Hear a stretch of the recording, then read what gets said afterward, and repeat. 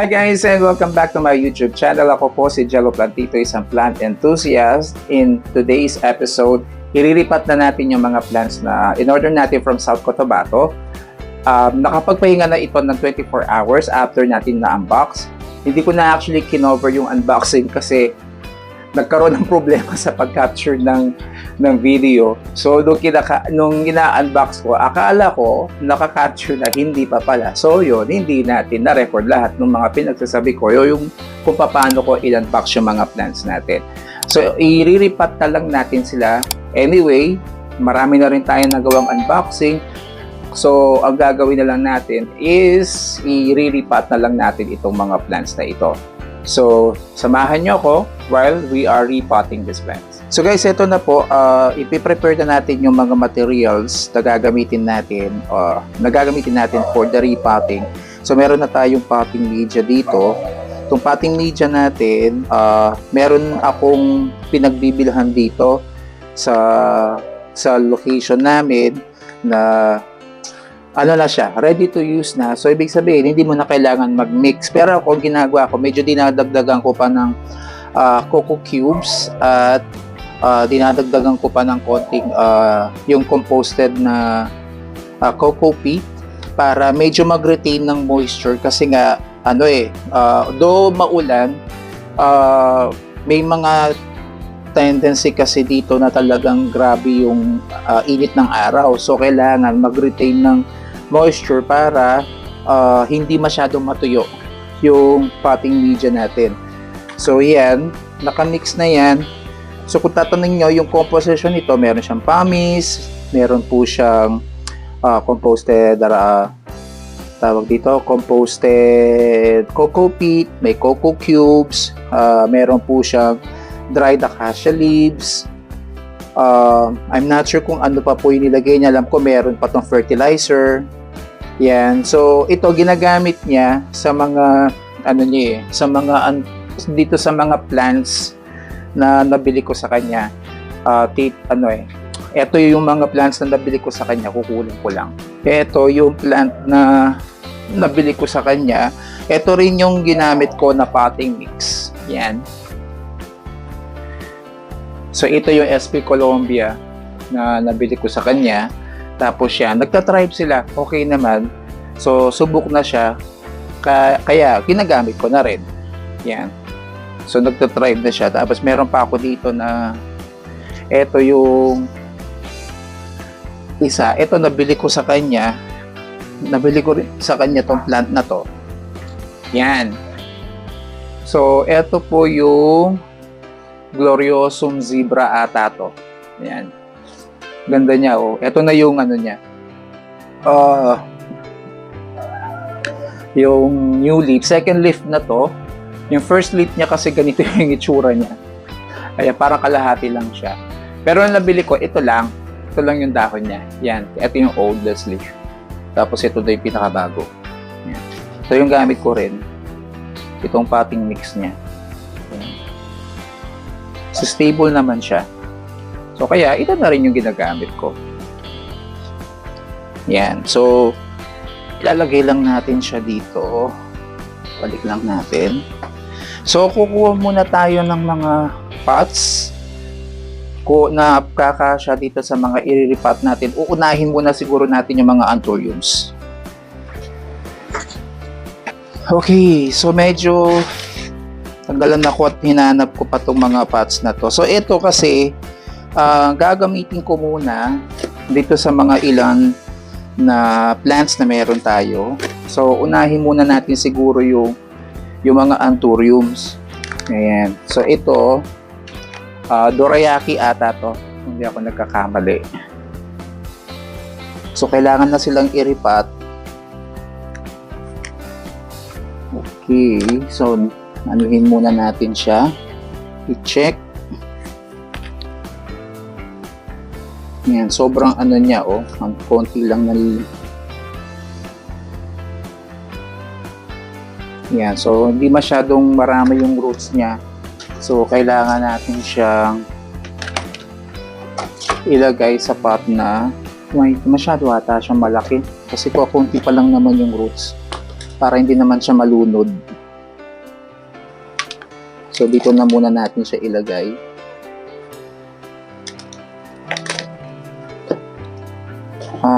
Dorayaki X Crystal Hoop ata to eh. Hindi ako nagkakamali. Minsan kasi, yung bibigay na ID ni seller is kung ano yung binigay din sa kanila nung binili nila or nung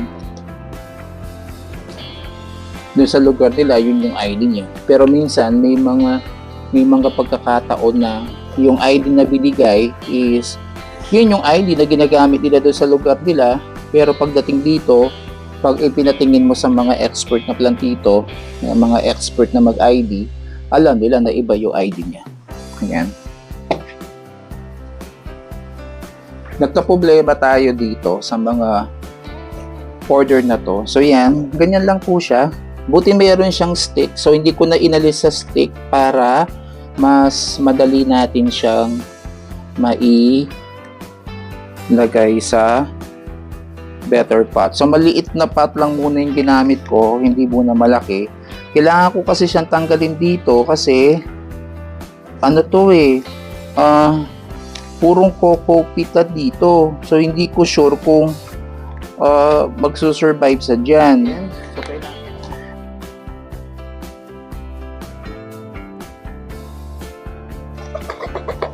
iriripat ng maayos. Okay, so ito medyo malaki siya. Oo, kailangan talaga siyang iripat. Ayan oh, may mga ano siya oh. Mga insekto siya. Hindi ko alam anong tawag dyan guys. Ito yung parang mga langgam na maliliit. Ayan. So, kakailanganin muna natin itong hugasan. Huhugasan ko muna para matanggal yung mga insekto. So, not sure kung anong tawag dyan sa mga insekto na yan. Kung fungus gnats ba yan or what. Ayan. So, healthy naman yung roots niya. So, I think ito, kakailanganin yan ang medyo malaking pot. Ayan. I think dito siya much better na ilagay. Mas better na ilagay. So, ito, nagtabi ako ng coco cubes para maging base niya, and then ilalagay natin itong ano kasing tawag dito, Clarinervium ata to kung di ako nagkakamali. Tama ba guys? So meron naman akong Clarinervium dyan. So bakit ko pa to binili? Nanghinayang kasi ako kasi sobrang mura niya, pwede ko naman ibenta rito. Yun. So nagagandahan naman kasi ako dito sa Clarinervium at itong plant na kasi na to, hindi siya mahirap alagaan.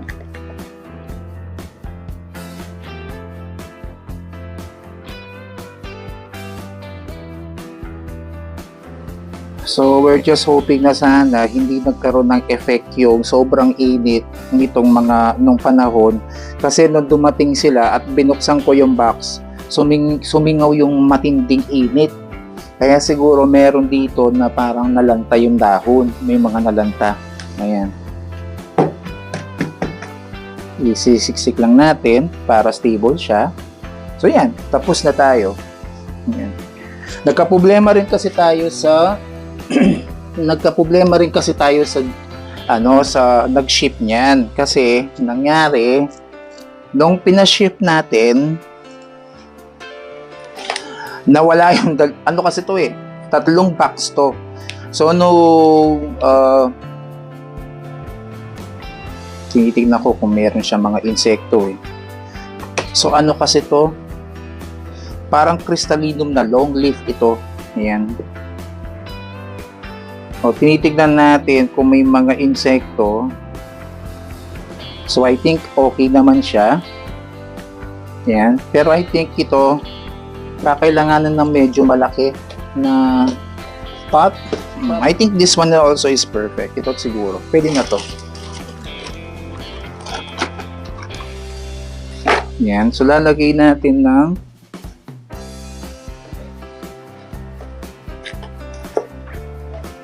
coco cubes and then yung potting mix. So ito, potting mix natin, rich in nitrogen dahil dun sa mga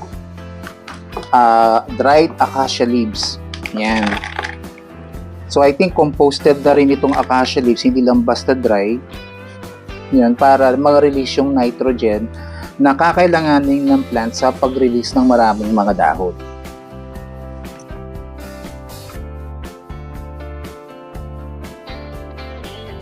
Yan. So, we're done. So, nakailan na tayo na plant? Tatlo na tayo, di ba? Pangatlo na yan. Ayun, nagka-problema nga, tuloy ko nga yung kwento, dun sa shipping, na wala yung dalawang box, hindi siya nakarating ng head office ng GRS. So, ang ginawa ko, in-escalate ko si GRS at tinanong ko bakit isang box lang ang dumating sa kanilang head office.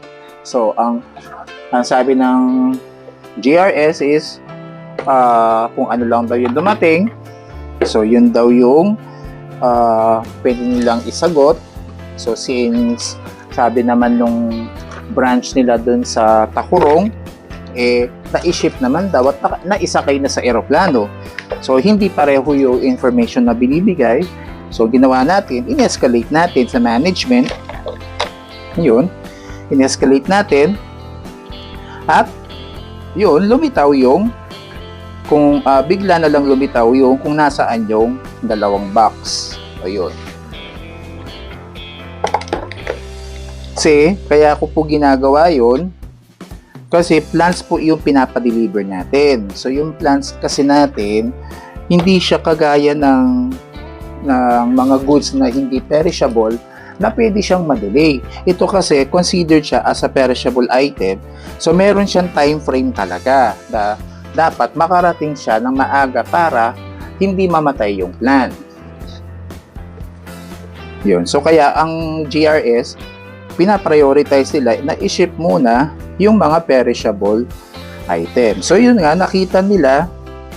So, bigla na lang lumitaw. So, I think, ang nangyari, it's just my speculation kasi wala silang maibigay na sagot sa akin. Most likely, kasama na siya dun sa batch na dumating sa head office pero hindi lang siya nakita. Siguro nakahiwalay. Ayun. So, ito black kurong. Mura rin to. Kinuha ko na. Medyo mahirap tong alagaan. Napansin ko sa black kurong. Matagal siya lumaki. Yun lang ang ano ko sa kanya. Yung black kurong. Yan. So, yan po. Dinagdagan ko ng coco cubes. Yan. Malalaki kasi ang ugat nito. Yun yung napansin ko sa black kurong. Yan. Mabilis naman pala. So, kaya kayo guys, kapag magpapaship kayo, i-make sure nyo na instead na mag-grant lang kayo dun sa courier, alam nyo rin kung paano nyo i-monitor yung inyong mga package. Sa GRS kasi, meron naman silang tracking system. So, makikita nyo dun kung ang inyong mga orders ay dumarating on time. Yan. So, ito medyo malaki na. Ayan. Hindi pa ito masyado na delay ha, pero tignan nyo na yung effect. Yan. Sobrang init kasi talaga niyang singaw nung dumating siya. So, most likely, nung talagang binibiyahe ito, mainit na mainit. Yun. Kaya para siyang nalanta. Yun. So, yusin lang natin siya. Hindi ko alam kung kakasya siya dito. Medyo malaki yung ugat niya eh. No? So, I think ito yung ganito yung mas, appropriate para sa kanya.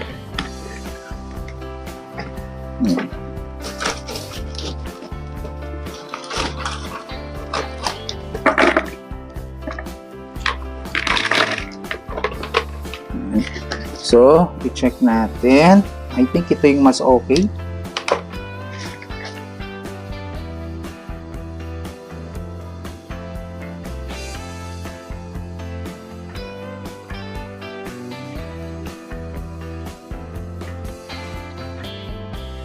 So, hindi na natin ito tatanggalin. Hahayaan na natin siyang matanggal mag-isa. Yun. So, didiligan natin sila afterwards para mag-settle yung soil mix dun sa kanyang mga roots. Yan. Bilis naman pala natin natapos. So, I think hindi nakakasya itong potting media natin. So, meron pa tayong 1, 2, 3. I think 3 plants pa na kailangan nating iripat. Okay, so na-mix na natin. So, itabi natin yung sobra dyan. This plant is intriguing kasi sabi nung seller, ito daw ay variegated daeng ampon.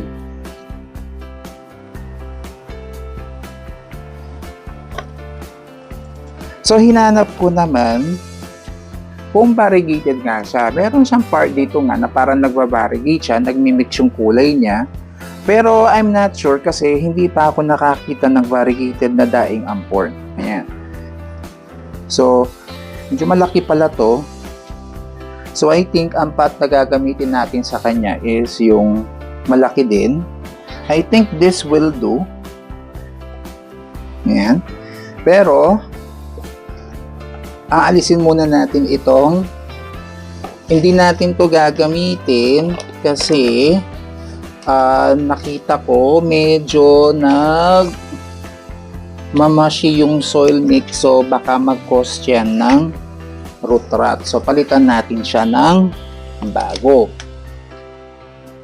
At ito ay kailangan muna nating hugasan. Dito na lang natin siya ilagay. I think perfect siya dito. Yan. Then, lagay natin yung potting mix.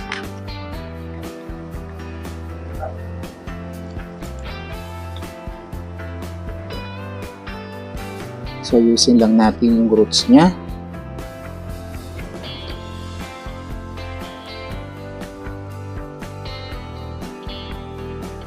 As the seller says said na ito daw ay variegated daing ampon, but from what I see, it's just a regular daing ampon. Pero tignan natin kung totoo nga na variegated daing ampon yan. Okay?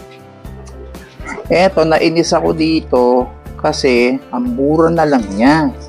Para na lang siyang common plant na ang mura-mura. Ang hahaba ng dahon. Tapos nagka-problema. Napunit yung dahon niya. Hinayang ako sa dahon. Pero syempre, kakadahon pa naman ulit yan. So, okay lang. So, gawin na lang natin ay natin kung hindi madadamage yung roots kung hindi natin ito tatanggalin. So, I think nakadikit siya. So, baka may madamage ng mga roots natin. Para hindi na masyado ma-disturb yung mga roots niya. Saan ko ba ito ginamit? Yung kalahati niya ay ginamit ko dun sa Warocyanum. Kasi may aerial roots na kasi yung Warocyanum natin. Pero pa yun, nagka-problema pa tayo dahil medyo maselan palang alagaan ng Warocyanum. So yun, dami niyang na-damage na dahon, pero nakapag-produce na siya ng bagong dahon. So I'm just hoping na sana yung bagong dahon na yon ay hindi na siya magka-problema pa. So ito na muna ang gamitin nating pole. Yung pinaka-pole niya. Yan. Since pinapa-stable pa natin, saka na lang natin dudugtungan kapag okay na. Yan. Ganun na lang yung gawin natin. Tanggal ko tong stick. Parang ayaw. Sama na natin. Para na lang. Yan. Maging okay na lang siya. Matibay. So medyo nakakalungkot din na hindi na tayo masyad makakapag-order ng plants sa Mindanao. Due to that, ang mahal na kasi ng shipping.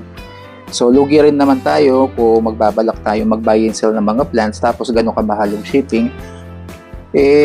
Medyo lugi tayo doon. Yan. So, ito yung Melanocrysum natin na long leaf siya. Sa nakikita ko, long leaf siya. So, kinuha natin kasi mura lang. Parang dinidispose na lang nila. So, kesa naman sa mapunta sa iba, meron na akong dalawa dyan, pero maliliit pa yung mga dahon. Ito, medyo mahaba. So, maganda siya. Yan.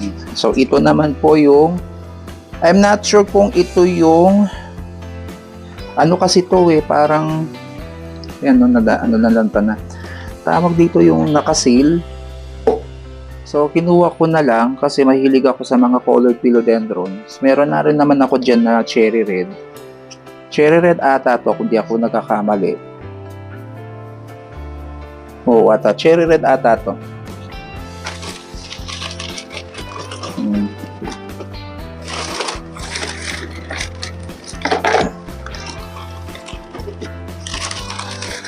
Ayan. Ay, napadami. Napadami siya.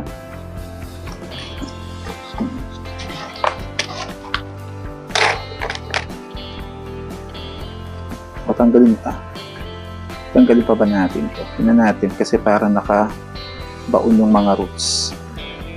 So, nagsasaturate na yung market, guys. Kaya, ito yung perfect time na mamimili kayo ng mga halaman. Kasi hindi na ganun.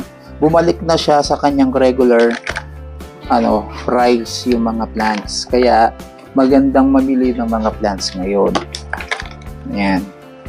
Especially kung nagko-collect ka lang, yan, maganda siya. Tapos pag malaki na siya, kung may plan ka na ibenta, then, ibenta mo siya.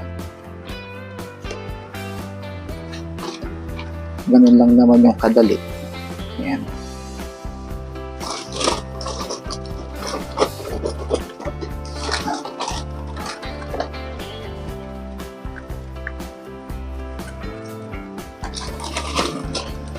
Pero yung ibang mga plantitos at saka plantitas, hindi sila gumagamit ng kahit anong potting mix.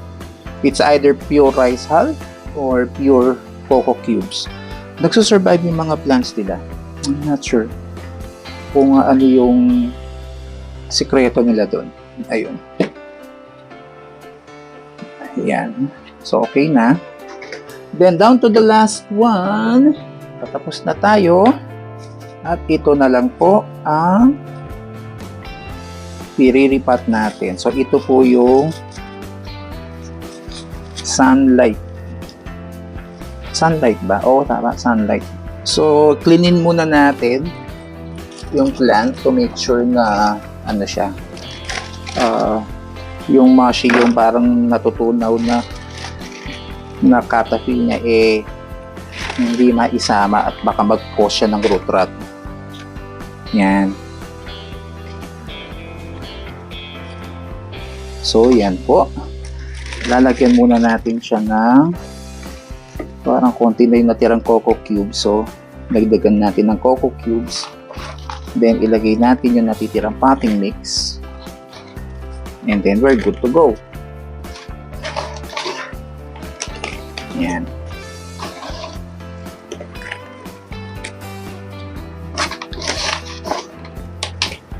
Yan. So, halos eksakto lang yung nagamit natin na potting mix. Siguro ito sama na lang natin siya doon sa magnificum. Meron pang space doon sa magnificum. Yan, para hindi sayang yung potting mix. Yan. So, we're done. Ayan, tapos na tayo. So guys, natapos na natin i-repot yung mga plants natin. So in total, nakapag-repot tayo ng 9 plants pala yun in total. So yung mga plants natin, meron tayong variegated daing ampon daw. So let's say it's variegated daing ampon. And then meron tayong clarinervium. We have black korong. Meron po tayong long leaf na crystallinum.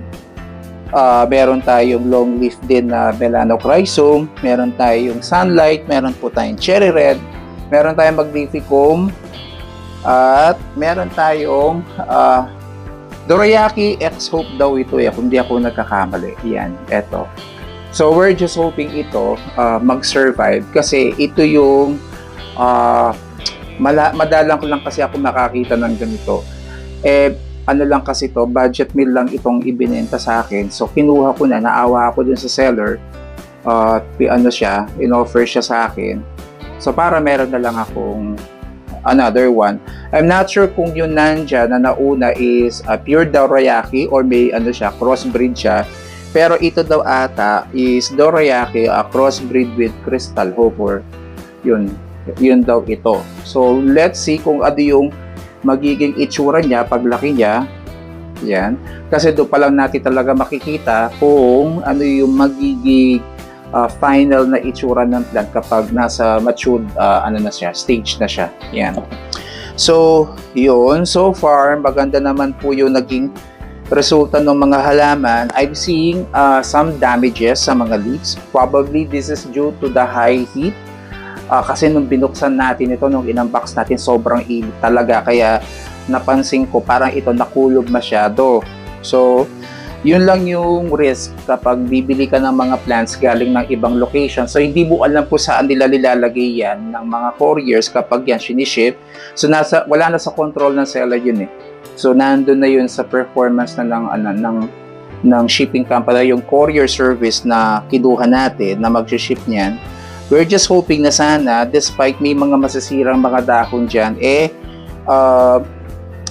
mag-survive pa rin yung mga plants at makapag-produce sila ng mga bagong dahon. Kasi we will, nandun na tayo sa stage na hindi na tayo bibili ng mga plants kasi it's really crowded na dito sa garden. Nagdi-dispose pa nga tayo ng mga plants, yung iba nga naipamigay ko na eh. Kasi nga, yung mabilis mag-propagate kasi mabilis sila lumaki.